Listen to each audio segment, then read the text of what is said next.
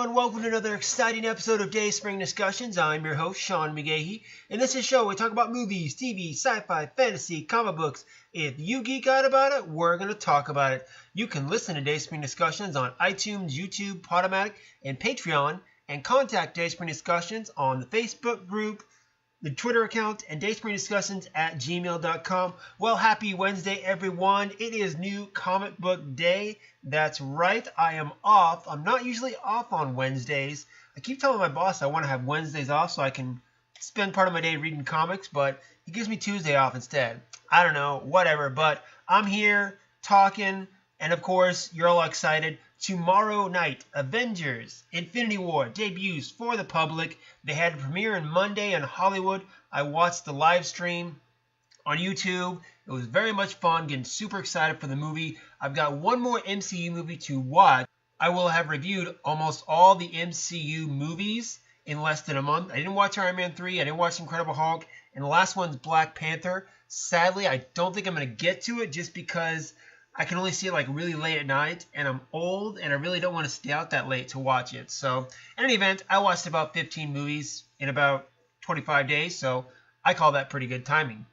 But it is a beautiful Wednesday here in Austin, Texas. I've been taking care of stuff all day. I took the old Black Lion into the shop to get worked on. That's right, I call my car Black Lion, Voltron baby. But that allowed me to catch up on a couple of shows. I watched last night's Flash, so I'm all caught up on my CW shows. And then I've been reading Brian Michael Bendett's run on Guardians of the Galaxy. But I decided to take a little break, and I've been reading The Heroes Reborn Fantastic Four by Jim Lee. If you haven't read it, I recommend going to check it out. It's a good updated version of the Fantastic Four that I think a lot of people will like. But like I said, Infinity War is the big thing that's happening tomorrow. I am going on Friday to go see it, not Thursday. I have my daughter's kindergarten registration tomorrow. Had I known about this ahead of time, I probably would have, talked to someone at the school and told them to move it, and then they would have ignored me and done it anyway. But I'm prioritizing. I'm doing something that someone my age should do and going to do the responsible thing. But I'm going to go see Infinity War on Friday night, which means from tomorrow night to Friday for about 24 hours. I'm doing a social media blackout. Don't text me. If you text me anything, if you see the movie on Thursday and you text me anything, I will find you and I will kill you. Believe that. And then, of course, I'm going to go again on Saturday night and Sunday. You know how I like to do my movie reviews on Sunday. Lisa and I will probably do a review Sunday, hopefully morning. Maybe get that up in the afternoon, which gives everyone time to go see the movie and then watch our spoiler review. If you haven't done so yet, go online where you can listen to Dayspring Discussions and check out our Road to Infinity War. I sat down with good buddy Josh a couple of days ago, and we went through the MCU, what the best films were of each film. We talked about a couple of big theories surrounding Infinity War, so you can listen to that. It's a little longer than the normal show, but so far the response has been good, so you can check that out online, guys. Okay, so a couple of pieces in the world of movie news I'm going to run down today. You guys fire back on the Gmail account and social media account. Let me know what you think. Well, the big one came out Monday night. After I got done watching the Infinity War premiere, I hopped online, and it looked like that Sony has premiered a new trailer for their upcoming Venom film. Now, Venom, based on the Marvel Comics character, is related to Spider-Man. There's still no confirmation as to if this movie is going to tie into Spider-Man and the current MCU. On IMDb, we still have Tom Holland as a rumored Peter Parker for the film.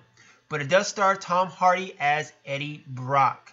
Now, he comes in contact with an alien symbiote, and of course it gives him powers, and they get hunted down by the government, blah, blah, blah. I'll get to the plot in just a sec. I'm going to run down a little bit of the trailer here, kind of review it as I watch it, and you guys, of course, are just going to sit there and listen to me. So we start off, there's a crash. Some spaceship crash, whether it's alien or human, we don't know yet. And of course, these research guys found the alien symbiotes.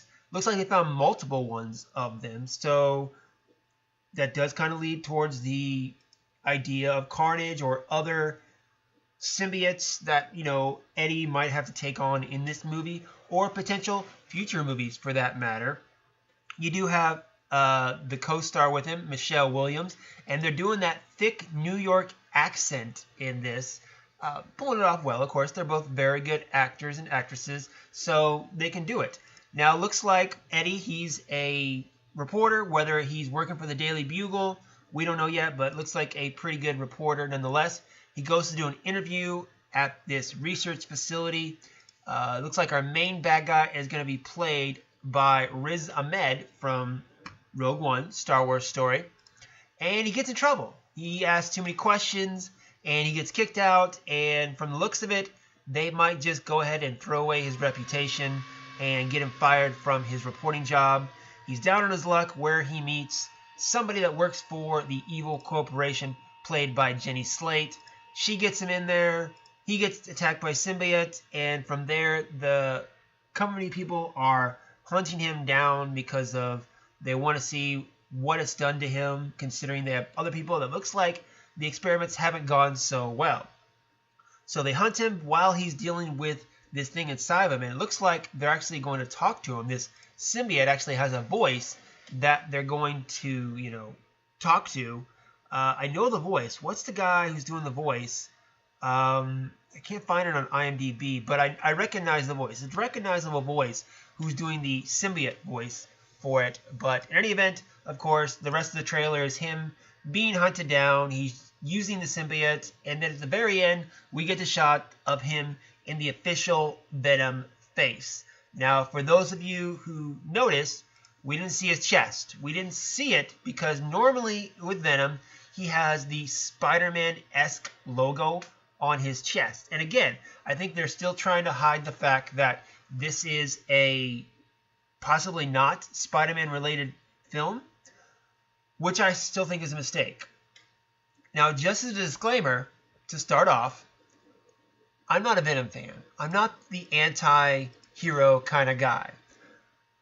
I'm not a big Wolverine guy, Batman, Iron Man. I like the characters, but I'm more of a Superman, Captain America, Cyclops guy. I'm about guys who do the right thing, mainly because it's my belief that doing the right thing is usually the hardest thing in life. As you get older, I truly do believe that. In any event, I'm not a big Venom fan. I like how Venom fits with Spider-Man is kind of, a darker side of Peter Parker and something that kind of resembles a bad point in his life. And then, of course, I like the most recent Venom incarnation with Flash Thompson. He was a disabled war vet who got caught up in a government experiment to make him a super soldier. All the while, it's making him strong, but also he's fighting the dark urges. He can't keep the suit on for more than 24 hours. That, to me, is a more interesting storyline than Eddie Brock's storyline. Now, again, disclaimer, I'm not a big Venom fan, so I haven't read a lot of Venom. I see the appeal of the character. He's scary. He's dark. People like that. Me, whatever. If that's how you get your kicks, no problem. I prefer my heroes a little different. So I've been very doubtful about this film because of the fact that it might not be connected to Spider-Man. I don't know. I really don't know. There's a big rumor or theory going around that Tom Holland, while he's off in space in the Infinity War, just might pick up a little black symbiote and bring it back with him, thus connecting to the October film, this film, Venom. But I don't think that's the case really anymore, given from this trailer. And honestly, I'm going to see the film, but I'm not anxious to see it. I'd love to be surprised. I'd love to love this film. It's got Tom Hardy, it's got Michelle Williams, both top-notch talent. If they can pull it off, that's great. Check out the Venom trailer. Let me know what you guys think. Are you excited for it? Do you think it's going to be connected to the MCU? Fire back on the social media account and, of course, Gmail account. Let me know. Speaking of Spider-Man, this week in Las Vegas, we have CinemaCon. Now, it's a big annual convention of all the studios get together, and they show off kind of what they've got cooking for the next year or so in their films. And Sony brought Spider-Man Into the Spider-Verse, their animated film coming out in the fall. Looks like it's going to swing into theaters December 14th. Now, we learned a couple things from it. First off, we learned that some of the villains that are going to be featured in the film is going to be Green Goblin, Kingpin, and the Prowler. For those of you not familiar with the Prowler, he is actually the uncle of Miles Morales, the Spider-Man that we're getting in this film, who was played by Donald Glover in Spider-Man Homecoming. So another thing we found out at CinemaCon about this film is that Peter Parker is indeed going to be in it. And it's going to be voiced by New Girl star Jack Johnson, who, honestly, I'm a fan of. I'm excited for this. I like Jack Johnson. His character of Nick Miller on New Girl is really awesome. This film by itself, I don't know. I mean, I'm not a big Spider-Man guy, but I'm definitely intrigued by it. I know Sony wants to expand their Spider-Man universe beyond just Tom Holland in the MCU. This is definitely one way to do it. I think having a whole animated universe would be an awesome way to go with it. And I'm looking forward to this film, I think. I'm looking forward to this film more than I'm looking forward to Venom. Because, honestly, I think it's more my cup of tea as far as the character and story-wise. But we'll wait and see about that, guys. Alright, another thing in regards to CinemaCon is that Warner Brothers was also there showing off some stuff. They showed a couple of clips from the new Fantastic Beast that comes out. They showed a couple of clips from Aquaman. And also, Patty Jenkins was there to talk about Wonder Woman 2. And that it's going to be set in the 1980s. DC's Chief Creative Officer Jeff Johns has already begun writing the script along with Dave Calhoun. And Patty Jenkins is set back to direct with Gal Gadot as Wonder Woman. And looks like Kristen Wiig is going to play the villain in this, her nemesis Cheetah. It's also rumored that Chris Pine is somehow going to return as Steve Trevor, although his character died in the first film. So, Wonder Woman in the 1980s, that's right, we're going Cold War with the Amazon warrior. I guess kind of what I'm trying to put together is the story. What did Diana do after World War I? Because we see her at the end of Wonder Woman lose Steve. Next week, she pops up in Batman v Superman: Dawn of Justice and says that she's basically stepped away from the world of men for 100 years because of what she experienced and what she lost.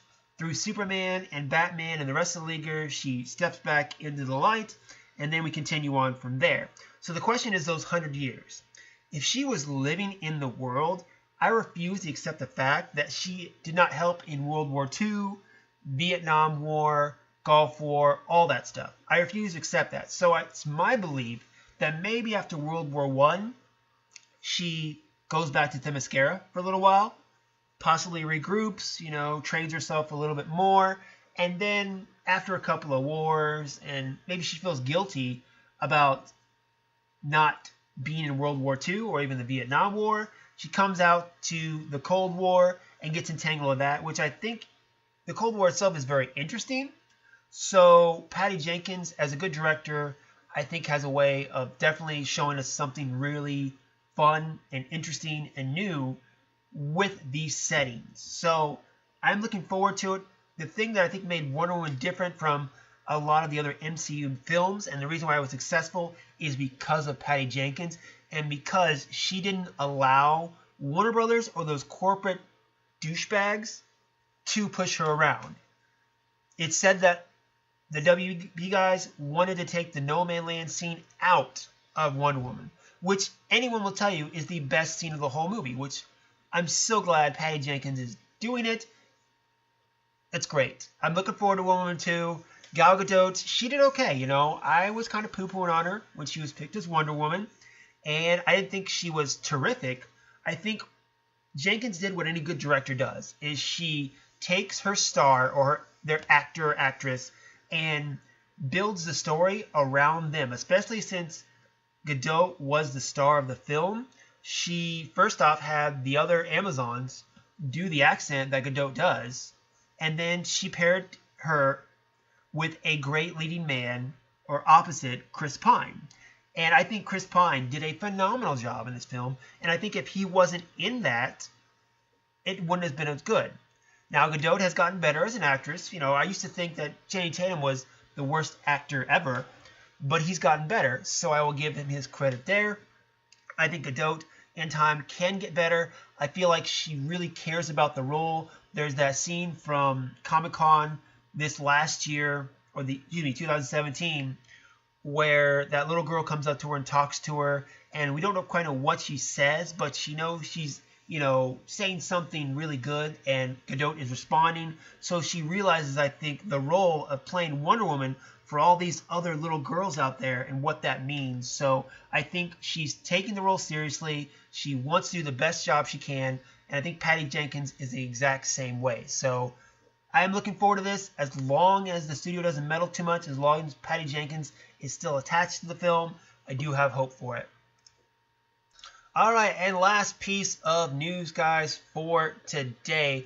Alden Ehrenreich is set to appear in the upcoming Star Wars story Solo, and we learned through an interview in Esquire magazine that he is contracted for 3 films. He said, quote, "I don't know if that's official, public, but yeah."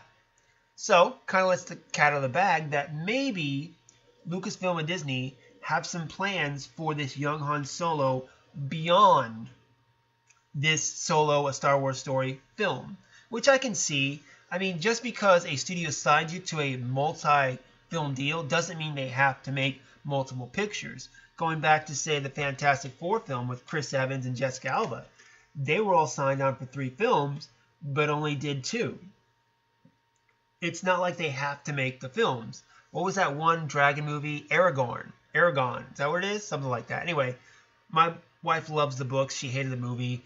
They were signed on for multiple films, but that film didn't turn out, so they don't have to make more of them. Whether he's going to appear in like a guest appearing role in other films, that's, yet to be guessed. Once we actually see the film, maybe we can see they're setting up for a sequel, because Solo is set about 10 years before A New Hope, so there's a lot of time to play with as far as Ehrenreich and him getting to be Han Solo. I would love for the end of this Ehrenreich trilogy, this film, whatever, how many films he does, for it to end with him walking into the cantina where he meets Obi-Wan and Luke. That's what I want. Of course, that might not happen, but that's what I think would be cool to see. Ehrenreich, of course, we all can't really be excited about this or hate on this until we watch Solo, a Star Wars story, and see just how well he does with the character. I'm looking forward to the film, of course, being a big Star Wars fan. I'm not a big Han Solo fan, so again, my expectations for this film aren't as high as a film like, say, The Last Jedi or Infinity War. Some films I'm really excited about. So as long as this film isn't bad, as long as it's okay, good enough for me. So the film does come out May 25th. We can all judge for ourselves at that time. And that's it for me today, guys. This is it. This is the last show before we all see Infinity War. Can you feel it? I can feel it. All right. Go see Infinity War this weekend. Do not tell me about it until Friday. I don't want to hear it, guys. I'm trying to be responsible and a dad, and I'm putting off going to see it to put my daughter first. So please don't talk about it to me until Friday. Like I said, starting tomorrow night, I'm going on an internet or social media freeze, and I'll be back Friday night after I see the film, and then I'm going again Saturday night, and then review on Sunday. So fire back on the social media groups and, of course, the Gmail account. What do you think of the Venom trailer? What do you think about Wonder Woman being set in the 1980s? And, of course, any other thing you want to talk about that is geek, share it, and we'll discuss it.